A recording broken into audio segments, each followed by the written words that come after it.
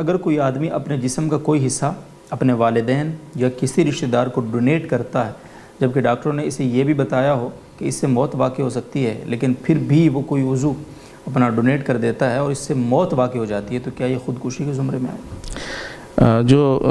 Donation دینا ہے اس کا مسئلہ انہوں نے نہیں پوچھا ہے، وہ ایک الگ مسئلہ ہے کہ ڈونیٹ کرنا بھی یعنی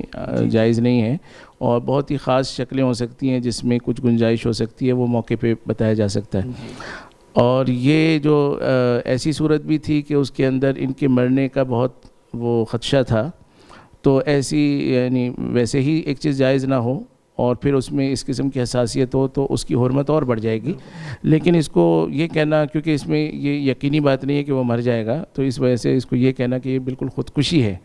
تو خودکشی تو نہیں ہے، اس کے پاس دائرہ توبہ کا بھی موقع ہے اور بہت سارا زندگی بھی اللہ تعالیٰ میسر کر سکتے ہیں، تو بالکل خودکشی تو نہیں کہہ سکتے، لیکن بہرحال اس کی حرمت جو ہے وہ عام ڈونیٹ کرنے سے بہت بڑھ جائے گی۔